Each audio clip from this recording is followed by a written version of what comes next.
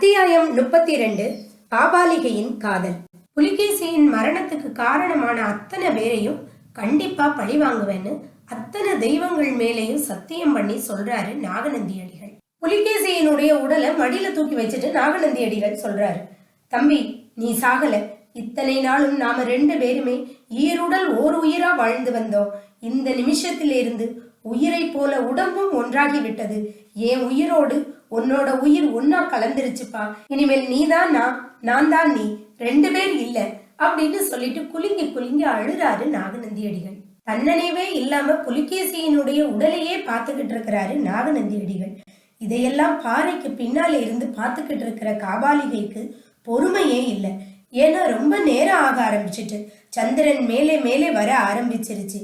இவளும் பொறுத்து பொறுத்து பார்க்கா நாகநந்தி அடிகள் தன்னோட சுய நினைவுக்கு வர்றதாவே இல்லை. அதனால மெதுவா என்ன செய்யறா, அந்த பாறைகளுக்கு பின்னாடி இருந்து வெளியே வந்து நாகநந்தியோட தோல்ல கைய வைக்கிறான். புத்த பிக்ஷு திடுக்கிட்டு திரும்பி பாக்குறாரு. ரஞ்சனி நீதானா அப்படின்னு கேக்குறாரு. உடனே ரஞ்சனி ஆமா நான் தான் அப்படின்னு சொல்றா. இன்னும் நீ போகலையா? போக சொல்லி நீங்க ஆணையிட்டீங்கன்னா நான் கிளம்பிடுறேன். இரு ரஞ்சனி, என்னை விட்டு நீயும் போயிடாத.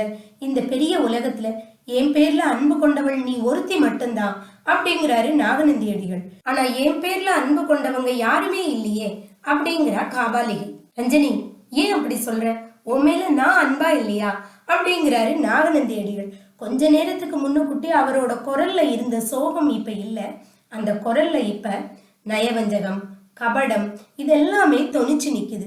அடிகளே, ஏன் இந்த பேதையை ஏமாத்த பாக்குறீங்க? அவலட்சணமா இருக்கிற இந்த உருவத்தின் பேர்ல யாருக்கு தான் அன்பு வரும் சொல்லுங்க அப்படிங்கிறா. காதலுக்கு கண்ணல்லன்னு நீ கேள்விப்பட்டது இல்லையா? நீ எத்தனை கோர உருவத்துடன் இருந்தாலும் நீதான் என் கண்ணுக்கு ரதி அப்படிங்கிறாரு புத்த பிக்ஷு. நயவஞ்சக பிக்ஷுவே, ஏன் இப்படி மனசறிஞ்சு போய் சொல்றீங்க? என்னை இந்த கோர உருவத்துக்கு மாத்தினதே நீங்க தானே. என் பேர்ல அன்பும் பாசமும் இருந்திருந்தா இப்படி செய்திருப்பீங்களா அப்படிங்கிற அந்த காபாலிகை. அஜந்தா சித்திரத்தை போன்ற அற்புத அழகோட வாதாபி அரண்மனையில நீ இருந்தா யாராவது ஒரு ராஜகுமாரன் உன்னை அபகரிச்சுட்டு போயிருவான். அதனாலதான் இப்படி செஞ்சேன்னு உன்கிட்ட எத்தனை தடவை சொல்லியிருக்கேன் ரஞ்சனி அப்படிங்கிறாரு நாகநந்தி அடிகள். என்னைய நீங்களே அபகரிச்சுட்டு போயிருக்கலாமே, யார் வேண்டான்னு சொன்னது அப்படிங்கிறா காபாலிகை. அதையும் நான் உனக்கு 1000 தடவை சொல்லி இருக்கேன். நான் மறுபடியும் சொல்றேன், நான் செய்ய வேண்டிய காரியங்கள் கொஞ்சம் இருந்துச்சு. முக்கியமா புத்த சங்கத்திலிருந்து விடுதலை பெற வேண்டி இருந்துச்சு அப்படிங்கிறாரு நாகநந்தி அடிகள். இப்படித்தான் எத்தனையோ காலமா சொல்லிட்டு வாரீங்க, எப்பதான் உங்களுக்கு விடுதலை கிடைக்கும் அப்படின்னு கேக்குறா ரஞ்சனி. ரஞ்சனி, எனக்கு விடுதலை கிடைச்சிருச்சு. உன்னோட ஆசை நிறைவேறுவதற்கான பெரும் தடை நீங்கிருச்சு. உனக்கு சந்தோஷம் தானே அப்படின்னு நயவஞ்சகமா கேக்குறாரு புத்த பிக்ஷு. சத்தியமா சொல்றீங்களா அப்படின்னு ரஞ்சனி கேக்குறா. முக்காலும் சத்தியமா சொல்றேன்.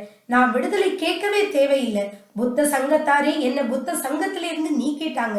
உன்னுடைய எண்ணத்தின் சக்தியினாலதான் இப்படிலாம் நடந்திருக்கணும்னு நான் நினைக்கிறேன் ரஞ்சனி அப்படிங்கிறாரு நாகநந்தி அடிகள். காபாலிகைக்கு சந்தேகம் நீங்கள. எதுக்காக உங்களை நீக்கினாங்க?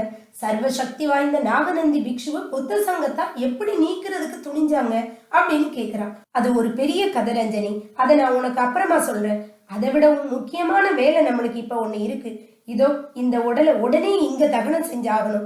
யாருக்காவது தெரிஞ்சிருச்சுன்னா காரியம் கெட்டு போயிடும். ரஞ்சனி, கட்டைகளை எடுத்துட்டு வந்து இங்கேயே சிதைய அடுக்க பார்க்கலாம் அப்படிங்கிறாரு நாகநந்தி அடிகள். அது என்னால் முடியாது அப்படிங்கிறா காபாலிகை. ஏன் அப்படி சொல்ற?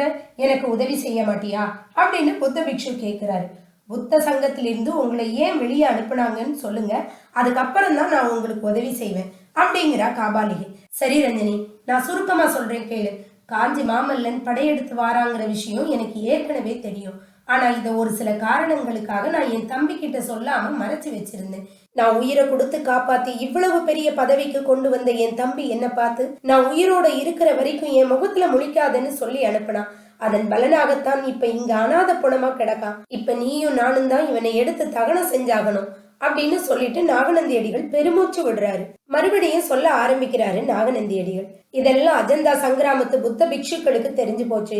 இத்தனை காலமும் என்னால கிடைச்ச உதவிகளை எல்லாம் வாங்கிட்டு இருந்தவங்க நான் சக்கரவர்த்தியினுடைய கோபத்துக்கு ஆளானேன்னு தெரிஞ்ச உடனே என்னைய புத்த சங்கத்திலிருந்து நீக்கிட்டாங்க.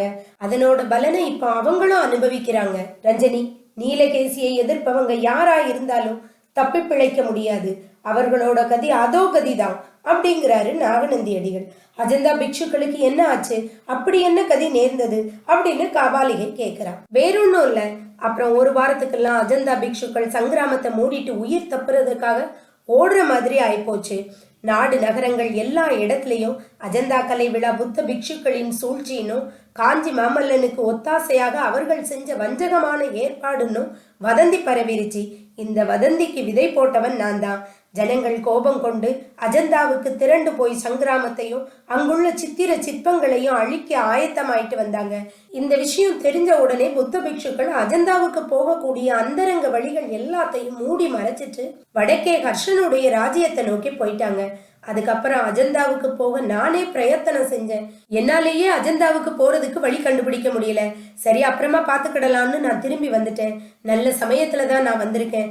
சரி ரஞ்சனி, நான் சொன்னபடி செய். உடனே சிதையை அடுக்கு, நெருப்ப கொண்டு வா அப்படிங்கிறாரு நாகநந்தி அடிகள்.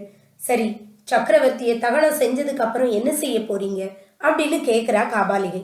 ரஞ்சனி, சக்கரவர்த்தியின் மரணத்தை பற்றியோ தகனத்தை பற்றியோ யார்கிட்டையும் நீ சொல்லக்கூடாது.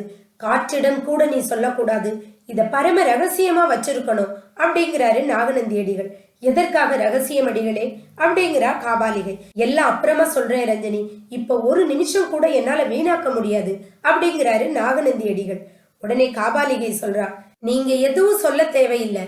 வஞ்சக பிக்ஷுவே, எனக்கே எல்லா காரணமும் தெரியும் அப்படிங்கிறா. உனக்கு என்ன தெரியும் அப்படின்னு கேக்குறாரு நாகநந்தி அடிகள். இந்த உடலை தகனம் செஞ்சுட்டு ரகசிய சுரங்க பாதை வழியா வாதாபி நகருக்கு போக போறீங்க. நீங்க தான் சக்கரவர்த்தின்னு சொல்லிக்க போறீங்க. சளுக்க சிம்மாசனத்துல ஏறி அந்த காஞ்சி நகரத்து நடனக்காரி சிவகாமிய உங்களுக்கு பக்கத்துல உட்கார வைக்க போறீங்க அப்படிங்கிறா காபாலிகை. நாகநந்தி கோபமா எந்திரிச்சு, உன்னோட வாக்குப்படியே நடக்கட்டும், எப்படியாவது நீ தொலைஞ்சு போ, இனிமேல் உன்னோடு அப்படின்னு சொல்லி முடிக்கிறதுக்கு முன்னகுட்டி காபாலிகை அவரோட காலில் விழுந்து மன்னிப்பு கேட்கிறா. அடிகளே, என்ன மன்னிச்சிருங்க, நீங்க சொல்றத நான் அப்படியே கேட்கிறேன் அப்படிங்கிற. உனக்கு தான் என்கிட்ட கொஞ்சம் கூட நம்பிக்கை இல்லையே, உன்கிட்ட சொல்லி என்ன பிரயோஜனம் அப்படிங்கிறாரு நாகநந்தி அடிகள். எனக்கு நம்பிக்கை உண்டாக்குறதுக்கு ஒரே ஒரு வழி இருக்கு அப்படிங்கிறா காபாலிகை. அது என்ன அப்படின்னு கேக்குறாரு நாகநந்தி அடிகள். அந்த நடன பெண்ணை எனக்கு இரையா கொடுத்துருங்க அப்படின்னு கேக்குறா காபாலிகை. ரஞ்சனி, இத்தனை காலமும் நீ பொறுத்திருந்த, இன்னும் கொஞ்ச நாள் பொறுத்துக்கோ.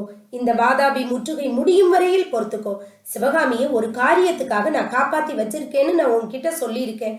அந்த காரியம் இப்ப கை கூடி வந்திருக்கு. மாமல்லன் மீது பழி வாங்கியதும் சிவகாமியை நான் உனக்கு தந்துடுறேன். அதன் பிறகு இந்த நீலகேசி தான் தென் தேசத்தின் சக்கரவர்த்தி, நீதான் சக்கரவர்த்தினி. சளுக்க, பல்லவ, சோழ, பாண்டிய, வேங்கி நாடுகள் எல்லாம் நம் இருவருடைய காலின் கீழ் கிடக்கப் போகின்றன. அப்படி நாகநந்தி அடிகள் சொல்லும் போது அவருடைய கண்கள் தீப்பிழம்பை போல் ஒளி வீசுது. நாகநந்தி இந்த மாதிரி சொன்ன உடனே காபாலிகை கொஞ்சம் சமாதானமாகிறா. நீலகேசியோட சொற்படி அவள் தன்னோட குகைக்கு போய் அங்க இருக்கக்கூடிய விறகு கட்டைகளை எல்லாம் கொண்டு வந்து அடுக்கிறா. அந்த நேரம் நீலகேசியினுடைய காதுல விழாதபடி அவ தனக்குள்ளேயே சொல்லிக்கிறா. வஞ்சக பிக்ஷுவே, நீங்க என்னைய மறுபடியும் ஏமாத்த பாக்குறீங்கன்னு எனக்கு தெரியும். ஆனா உங்களுடைய எண்ணம் ஒரு நாளும் பலிக்க போறதில்ல.